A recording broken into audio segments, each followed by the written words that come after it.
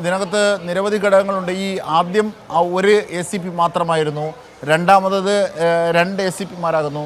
പിന്നീട് ചോദ്യം ചെയ്യൽ പുരോഗമിക്കുന്ന വേളയിൽ തന്നെ ഉമേഷ് വിവരങ്ങൾ നൽകിക്കൊണ്ടിരിക്കുമ്പോൾ തന്നെ ദൃശ്യങ്ങൾ സഹിതം നാം നൽകിയതാണ്. മൂന്നാമത് ഒരു ACP കൂടി എത്തുന്നു. അപ്പോൾ ഈ 3 ACPമാരുടെ സാന്നിധ്യത്തിൽ ഏതാണ്ട് 32 ചോദ്യങ്ങൾ തയ്യാറാക്കിയുള്ള ചോദ്യം ചെയ്യലാണ് ഇപ്പോൾ പുരോഗമിക്കുന്നത്. അങ്ങനെയാണെങ്കിൽ അതിൽ വളരെ ഗൗരവമായ വശങ്ങളുണ്ട്, പോലീസിന് ബോധ്യമായ പല വശങ്ങളുമുണ്ട് എന്ന് തന്നെ അതിൽ നിന്ന് വായിച്ചെടുക്കാം. ഉമേഷ്,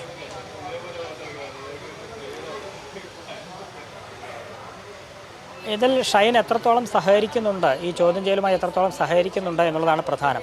3 ACPമാർ വരുന്നു, ഇവരുടെ എല്ലാം ചോദ്യങ്ങൾക്ക് കൃത്യമായി മറുപടി ഷൈൻ പറയുന്നുണ്ടോ എന്നുള്ളത് തന്നെയാണ് പ്രധാനപ്പെട്ട കാര്യം. ഈ 2-3 ഫോൺ ഉണ്ടായിട്ടും ഒരു ഫോൺ മാത്രം ഇവിടേക്ക് കൊണ്ടുവന്നത് എന്തുകൊണ്ട്? ഇപ്പോൾ ഷൈനോട് ഫോണുമായി ഹാജരാകാനാണ് നിർദ്ദേശിച്ചെങ്കിൽ ഷൈൻ ഉപയോഗിക്കുന്ന ഫോൺ ഏതൊക്കെ ഫോണാണോ ഉപയോഗിക്കുന്നത് അതിൻ്റെ എല്ലാം വിശദാംശങ്ങൾ പോലീസിന് കൈമാറണമായിരുന്നു. അത് പോലീസിന് നേരിട്ട് കൊടുക്കണമായിരുന്നു. മറ്റൊന്നും മറയ്ക്കാനില്ല എങ്കിൽ ഒരുപക്ഷെ വേണമെങ്കിൽ പോലീസിനെ പരിശോധിക്കാൻ വേണ്ടി നൽകാം. പക്ഷേ ഒരു ഫോൺ മാത്രമേ ഷൈൻ കൈമാറിയിട്ടുള്ളൂ എന്നാണ് മനസ്സിലാക്കുന്നത്. അതാണെങ്കിൽ പ്രധാനമായും ഷൈൻ ഉപയോഗിക്കുന്ന ഫോണാണോ എന്ന് തന്നെ പോലീസിന് സംശയമുണ്ട്. ഒപ്പം നിലവിൽ ഷൈൻ കൈമാറിയ ആ ഫോണിലുള്ള വാട്സാപ്പ് ചാറ്റുകളും വാട്സാപ്പ് കോളുകളും അതിൽ നടത്തിയ UPI ഇടപാടുകളുമൊക്കെ സംബന്ധിച്ചാണ് പോലീസ് പരിശോധിക്കുന്നത്. അതിലെന്തെങ്കിലും ദുരൂഹതയുണ്ടോ എന്ന കാര്യത്തിലൊരു വ്യക്തത വന്നിട്ടില്ല. അത് വൈകുന്നേരത്തോടെ അക്കാര്യത്തിൽ നിലവിൽ പോലീസ് പരിശോധിച്ച കാര്യങ്ങളിൽ എന്തെങ്കിലും പൊരുത്തക്കേടുണ്ടെങ്കിൽ അത് ഇന്ന് വൈകിട്ടോടെ തന്നെ വ്യക്തമാവും എന്ന് കരുതുന്നു. ഒപ്പം ഈ മറ്റ് ചോദ്യങ്ങൾക്കൊക്കെ ഇത്തരത്തിൽ ഷൈൻ മറുപടി പറയുന്നു. എല്ലാ ചോദ്യങ്ങൾക്കും ഒരു നീണ്ട മറുപടി അല്ലെങ്കിൽ വിശദീകരിച്ച മറുപടി എന്നുള്ള നിലയിലല്ല പറയുന്നത്. വളരെ ഹ്രസ്വമായ ചുരുങ്ങിയ വാക്കുകളിലൊക്കെ ഷൈൻ പറയുന്നു എന്നൊക്കെയാണ് അകത്ത് നിന്ന് ലഭിക്കുന്ന വിവരം. അതുകൊണ്ട് ഈ ചോദ്യം ചെയ്യലിന്റെ മുന്നോട്ട് പോക്ക് എങ്ങനെ, കാരണം നമുക്ക് തന്നെ നമ്മൾ തന്നെ നൽകുന്ന ദൃശ്യങ്ങളിൽ ജനാല വഴി ഈ ഷൈൻ ടോം ചാക്കോ ചോദ്യം ചെയ്യലിന് വിധേയനാകുന്നതിൻ്റെ അല്പദൃശ്യ ശകലങ്ങൾ നമ്മൾ നൽകുന്നുണ്ട്. അതിൽ തന്നെ ഷൈൻ ടോം ചാക്കോയുടെ ശരീരഭാഷ അദ്ദേഹം സാധാരണഗതിയിൽ ഇൻ്റർവ്യൂവിലൊക്കെ ഉള്ളതുപോലെ വളരെ എക്സെൻട്രിക്കായ സ്റ്റൈലിൽ തന്നെയാണ്. അതൊരു പക്ഷേ ഒരു നിസ്സഹകരണത്തിൻ്റെ സൂചനയായി വേണമെങ്കിൽ ഈ ഘട്ടത്തിൽ നമുക്ക് നിരീക്ഷിക്കാവുന്നതാണ്. പക്ഷേ അങ്ങനെ നിരീക്ഷിക്കുന്നത് ഔചിത്യമല്ല എങ്കിൽ പോലും, കാരണം കുറ്റാരോപിതനാണ്, അല്ലെങ്കിൽ കുറ്റാരോപിതൻ പോലുമല്ല, ഒരു സംശയത്തിൻ്റെ അടിസ്ഥാനത്തിലാണ്. കാരണം നിയമം അദ്ദേഹത്തിന് നൽകുന്ന പരിരക്ഷയൊക്കെ മാനിച്ചുകൊണ്ട് മാത്രമേ ഒരു ജനാധിപത്യ സൊസൈറ്റി എന്ന നിലയിൽ മാധ്യമപ്രവർത്തനവും ആവുകയുള്ളൂ. ആ രീതിയിൽ തന്നെയാണ് നമ്മൾ പോകുന്നത്. ഒരുപക്ഷേ ഈ ചോദ്യം ചെയ്യലുകളിൽ ഏതെങ്കിലും തരത്തിലുള്ള തെറ്റിദ്ധരിപ്പിക്കലുണ്ടെങ്കിൽ കൃത്യമായി അതിൽ ഇടപെടുന്ന അല്ലെങ്കിൽ അത് പുറത്തു കൊണ്ടുവരുന്ന തെളിവുകൾ പോലീസിൻ്റെ പക്കലുണ്ടാകും. ഈ UPI ഇടപാടുകൾ, സാമ്പത്തിക ഇടപാടുകളും പോലീസ് പരിശോധിച്ചിട്ടുണ്ടോ ഉമേഷ്?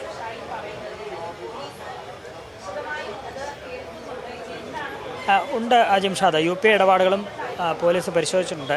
ഇപ്പോഴെല്ലാം UPI വഴിയാണ് പലരും ഇത്തരത്തിൽ സാമ്പത്തിക ഇടപാടുകൾ നടത്തുന്നത്. ഏതെങ്കിലും സാധനങ്ങൾ വാങ്ങുക, വിൽക്കുക തുടങ്ങിയ കാര്യങ്ങൾക്കൊക്കെ ഇങ്ങനെ UPI ആശ്രയിക്കാറുണ്ട്.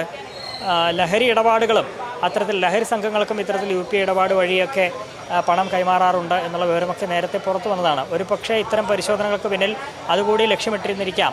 ആർക്കൊക്കെയാണ് ഈ സാമ്പത്തിക ഇടപാട്, ആരുമൊക്കെയായാണ് ഈ UPI ഇടപാട് നടത്തിയത് എന്ന് കണ്ടെത്തുക ആയിരിക്കാം ഒരു പക്ഷേ പോലീസിൻ്റെ ലക്ഷ്യം. അതുകൊണ്ടാണ് ഈ വാട്സാപ്പ് കോൾ, ചാറ്റ് എന്നിവയ്ക്ക് പുറമെ UPI ഇടപാടുകൾ കൂടി പോലീസ് പരിശോധിക്കാനിടയായ സാഹചര്യം അതായിരിക്കാം എന്ന് തന്നെയാണ് കരുതുന്നത്. ഈ കാലത്തെല്ലാം അത്തരം ഇടപാടുകൾ കൂടി പോലീസിന് പരിശോധിക്കേണ്ടതായി വരും. കാരണം വളരെ പെട്ടെന്ന് പണം കൈമാറ്റം ചെയ്ത് സാധനങ്ങൾ വാങ്ങാൻ ലഭ്യമാകുന്ന ഒരു സാഹചര്യം അങ്ങനെ ഉണ്ട് നിലവിൽ. അതുകൊണ്ട് ഈ ദിവസങ്ങളിൽ സംശയാസ്പദമായ എന്തെങ്കിലും സാമ്പത്തിക ഇടപാടുകൾ, അത്തരം കൈമാറ്റം നടന്നിട്ടുണ്ടോ എന്ന് തന്നെയാണ് പോലീസ് അന്വേഷിക്കുന്നത്. അതിൻ്റെ ഭാഗമായി തന്നെയാണ് ഇത്തരം പരിശോധനകൾ ഉള്ളത് എന്ന് തന്നെയാണ് മനസ്സിലാക്കുന്നത്. ഏതായാലും ചോദ്യം ചെയ്യൽ തുടരുന്നു. അത് എത്രത്തോളം സമയം ഇനിയും മുന്നോട്ട് പോകും എന്നുള്ള കാര്യത്തിലൊന്നും ഒരു വ്യക്തതയില്ല. അജിംഷാദ് സൂചിപ്പിച്ചതുപോലെ ഷൈൻ്റെ പെരുമാറ്റം അല്ലെങ്കിൽ ഷൈൻ്റെ എങ്ങനെയാണ് ഈ ചോദ്യങ്ങളോട് ഷൈൻ സഹകരിക്കുന്നുണ്ടോ എന്നുള്ള കാര്യങ്ങളൊക്കെ പോലീസ് കൃത്യമായി പറയണം. അകത്തുനിന്ന് ലഭിക്കുന്ന വിവരമനുസരിച്ച് പൂർണ്ണമായൊരു സഹകരണം ഷൈൻ്റെ ഭാഗത്തുനിന്ന് ഉണ്ടാകുന്നില്ല എന്നുള്ളതാണ്. ഒരുപക്ഷേ ഈ അഭിമുഖങ്ങളിലൊക്കെ ഷൈൻ സംസാരിക്കുന്നത് നമ്മൾ കണ്ടിട്ടുണ്ട്. അത്രയും ലാഘവത്തോടെ ഏതായാലും പോലീസിൻ്റെ ചോദ്യം ചെയ്യലുകളെ നേരിടാൻ കഴിയില്ല. കുറേ കൂടി ഗൗരവമായി തന്നെ ആ ചോദ്യങ്ങൾക്ക് മറുപടി നൽകേണ്ടതായി വരും.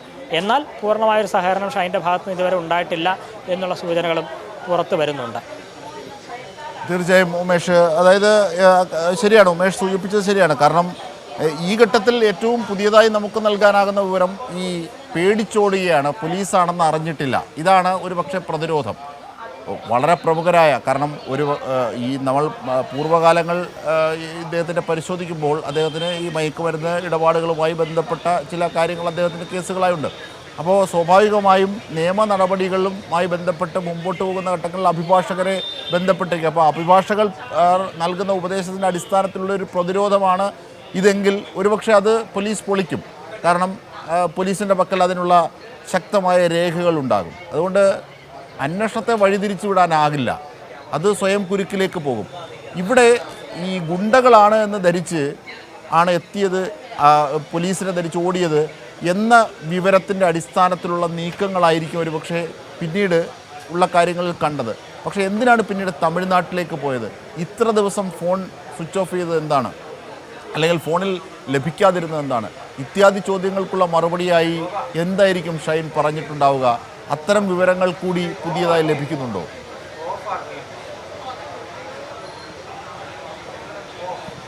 ആധികാരികമായ വിവരങ്ങളൊന്നും പുറത്തു വന്നിട്ടില്ല. പക്ഷേ ഇവരെ പേടിച്ചാണ് ഇവിടെ നിന്ന് പോയതെങ്കിൽ ഇവരിൽ നിന്ന് രക്ഷപ്പെടാൻ വേണ്ടി ഇത്രയും ദൂരേക്ക് പോയി എന്നും വേണമെങ്കിൽ ഷൈന് വിശദീകരിക്കാം. പക്ഷേ അതെല്ലാം എത്രത്തോളം ശരിയാണ് എന്നുള്ളത് പോലീസിൻ്റെ കയ്യിലുള്ള രേഖകളെ അടിസ്ഥാനപ്പെടുത്തിയായിരിക്കും അവർ അതിനെ വിലയിരുത്തുക.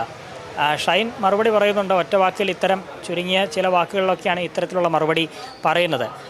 ഇങ്ങനെ ഇവരെ പേടിച്ച് കേരളം വിട്ടു എന്നൊക്കെ പറയുന്നത് ശരിയാണോ എന്നുള്ളത് പോലീസാണ് പരിശോധിക്കേണ്ടത്. ഇതിനിടയിൽ ഷൈൻ ആരെയൊക്കെ ബന്ധപ്പെട്ടു തുടങ്ങിയ കാര്യങ്ങളൊക്കെ പരിശോധിച്ച് അതിലെന്തെങ്കിലും ദുരൂഹതയുണ്ടെങ്കിൽ ഈ ഷൈൻ നൽകുന്ന മറുപടി അത് തൃപ്തികരമല്ല എന്നുള്ള നിലയിൽ തന്നെയാണ് കാര്യങ്ങൾ വരിക. ഏതായാലും ചോദ്യം ചെയ്യൽ നീളുന്നതും അതിനൊരു കാരണമാകാം. ഷൈൻ്റെ ഇത്തരം പൂർണ്ണ സഹകരണമില്ലാതെ ചുരുങ്ങിയ വാക്കുകളിൽ പരസ്പരം ബന്ധിപ്പിക്കാനാവാത്ത രീതിയിലുള്ള മറുപടികളൊക്കെ വരുന്നതുകൊണ്ടായിരിക്കാം ഈ ചോദ്യം ചെയ്യൽ നീളുന്നത് എന്ന് കരുതുന്നു.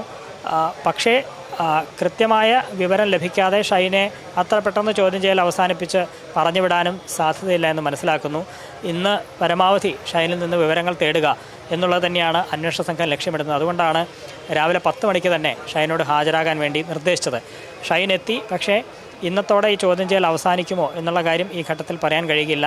പൂർണ്ണമായ സഹകരണം ഇല്ല എങ്കിൽ വീണ്ടും ഷൈൻ്റെ മൊഴികളൊക്കെ പരിശോധിച്ച് വീണ്ടും നോട്ടീസ് അയച്ച് വിളിച്ചു വരുത്തേണ്ടുന്ന ഒരു സാഹചര്യം ഉണ്ടാകും. അതൊരു പക്ഷേ നാളെയോ മറ്റന്നാളോ, അതല്ലെങ്കിൽ ഒരുപക്ഷെ നാളെ ഈസ്റ്റർ ഒക്കെയാണ്, അതുകൊണ്ട് ഒരവധി ചിലപ്പോൾ ഷൈന് നൽകിയേക്കാം. അത് കഴിഞ്ഞുള്ള ദിവസങ്ങളായിരിക്കാം ഷൈനോട് ഹാജരാകാൻ ആവശ്യപ്പെടുക. അതല്ല, ഇന്ന് വൈകുന്നേരത്തോടെ തന്നെ ഷൈൻ തൃപ്തികരമായ വിശദീകരണം നൽകി അത് പോലീസിന് ബോധ്യപ്പെട്ടു എങ്കിൽ ചോദ്യം ചെയ്യൽ ഇന്നത്തോടെ അവസാനിക്കുകയും ചെയ്യും. പക്ഷേ എന്തായിരിക്കും പോലീസിൻ്റെ തീരുമാനം എന്നുള്ളത് വൈകിട്ടോടെ മാത്രമേ അറിയാനാകൂ. അജിം ഷാ. തീർച്ചയായും. അതായത് ഇപ്പോൾ ഈ പോലീസിൻ്റെ മുമ്പിലുള്ള ഒരു പരിമിതി എന്ന് പറയുന്നത് ഇതിനകത്തൊരു ഒഫൻസ് കൃത്യമായി കണ്ടെടുത്തിട്ടില്ല എന്നുള്ളതാണ്. ഒരു പക്ഷേ ഷൈൻ ടോം ചാക്കോയുടെ താമസിച്ച മുറിയിൽ നിന്നോ അല്ലെങ്കിൽ അദ്ദേഹവുമായി അടുപ്പമുള്ളവരിൽ നിന്നോ ഏതെങ്കിലും തരത്തിൽ മയക്കുമരുന്നോ അല്ലെങ്കിൽ അത്തരം നിരോധിതമായ ഉൽപ്പന്നങ്ങൾ കണ്ടെത്തിയിട്ടില്ല. ഇനി ഷൈനെ പരിശോധിക്കാനും ആയിട്ടില്ല. ഷൈൻ ഓടി എന്നത് ഒരു കുറ്റമായി അവതരിപ്പിക്കാനുമാകല്ല, സംശയവും നിഗൂഢതയുടെയും അടിസ്ഥാനത്തിൽ മാത്രമാണ് പോലീസ് ഇപ്പോൾ നീങ്ങുന്നത്. അപ്പോൾ പോലീസിൻ്റെ മുമ്പിൽ ഒരു ഒഫൻസ് ചെയ്ത അല്ലെങ്കിൽ ഒരു കുറ്റാരോപിതനായി പോലും യഥാർത്ഥത്തിൽ ഷൈൻ ടോം ചാക്കോയെ കാണാനാകുന്നില്ല. അങ്ങനെ ഒരു വലിയ പരിമിതി നിയമപരമായി ഇതിൻ്റെ മുന്നിലുണ്ട്. പക്ഷേ നിഗൂഢത, അതാണ് എന്തിനാണ് ഓടിയതെന്ന നിഗൂഢത, അതാണ് ഇവിടെ പരിശോധിക്കപ്പെടേണ്ട ഒന്ന്. നോക്കൂ ഉമേഷ്, ഏറ്റവും പ്രധാനപ്പെട്ടത് ഈ പരിശോധനയ്ക്കായി എത്തിയ ഡാൻസാഫിൻ്റെ സംഘം തന്നെ പറഞ്ഞത്, പോലീസ് പറഞ്ഞത്, ഈ ഷൈൻ ടോം ചാക്കോയെ ലക്ഷ്യം വെച്ചല്ല അവിടെ പരിശോധന നടത്തിയത്, മറ്റൊരു കേന്ദ്രവുമായി ബന്ധപ്പെട്ടാണ് പരിശോധന നടത്തിയത് ചില വിവരങ്ങളുടെ അടിസ്ഥാനത്തിൽ. അപ്പോഴാണ് ഈ ദുരൂഹ സാഹചര്യത്തിൽ ഷൈൻ അവിടെ നിന്ന് ഓടുന്നത്, ആ മുറിയിൽ നിന്നും ഓടി രക്ഷപ്പെടുന്നത്. അപ്പോൾ ഷൈൻ്റെ പൂർവ്വകാല ബന്ധങ്ങളും ഈ ഓട്ടവും ഒക്കെയാണ് പോലീസിൻ്റെ മുമ്പിൽ ഈ പരിശോധനയ്ക്ക് നിദാനമായ നിഗൂഢതയായി നിൽക്കുന്നത്. പക്ഷേ അപ്പോഴും ഷൈൻ ഒരു കുറ്റം ചെയ്തിട്ടില്ല. ഷൈൻ്റെ പക്കൽ നിന്നോ പരിസരങ്ങളിൽ നിന്നോ എന്തെങ്കിലും നിരോധിത ഉൽപ്പന്നങ്ങൾ കണ്ടെടുത്തിട്ടുമില്ല. ഇത് നിയമപരമായ വലിയൊരു പരിമിതിയാണ് പോലീസിൻ്റെ മുമ്പിൽ. അങ്ങനെയും കൂടിയുണ്ട്. അതുകൂടി പോലീസിന് അതിജീവിക്കേണ്ടതുണ്ട്. ആ എഫർട്ടാണ് ഞാൻ സൂചിപ്പിച്ചത്.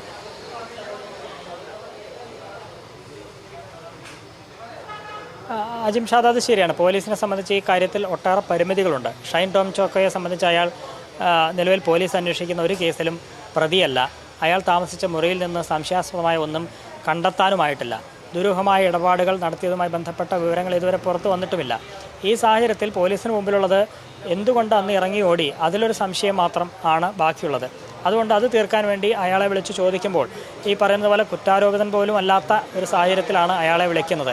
അങ്ങനെ വിളിച്ച് അയാളോട് ചോദിക്കുമ്പോഴും ആ തരത്തിലുള്ള പരിമിതികൾ പോലീസിനുണ്ട്. പക്ഷേ ഈ സംശയങ്ങൾ വെച്ച് പോലീസിന് ചോദിക്കാനുള്ള അവകാശവുമുണ്ട്. അതാണ് പോലീസ് ഇപ്പോൾ ഉപയോഗപ്പെടുത്തുന്നതും അതുതന്നെയാണ്. ഈ ഷൈനോട് ഈ സംശയം തീർക്കുന്നതിൻ്റെ ഭാഗമായി ഷൈൻ്റെ ഫോൺ ആവശ്യപ്പെടാം, ഷൈൻ വിളിച്ച ആളുകൾ ആരൊക്കെയാണ് എന്നത് സംബന്ധിച്ച് പരിശോധനകൾ നടത്താം, ഫോൺ കോൾ റെക്കോർഡുകളടക്കം ശേഖരിച്ച് പരിശോധിക്കാം. അതിൻ്റെ അടിസ്ഥാനത്തിൽ ആ പരിശോധനകൾ അത് ഷൈനിലേക്ക് തന്നെയാണ് അതിൻ്റെ സംശയം ചെന്നെത്തുന്നത്, അല്ലെങ്കിൽ പോലീസ് സംശയിക്കുന്ന പോലുള്ള കുറ്റം എന്തെങ്കിലും നടന്നിട്ടുണ്ട്, അതിൽ ഷൈനും കൂടി ഉൾപ്പെട്ടിട്ടുണ്ട് എന്ന് വരികയാണെങ്കിൽ ഇപ്പോഴുള്ള സാഹചര്യം മാറും. നടപടികൾ കൂടുതൽ കടുപ്പിക്കാൻ പോലീസ് നിർബന്ധിതരാവും.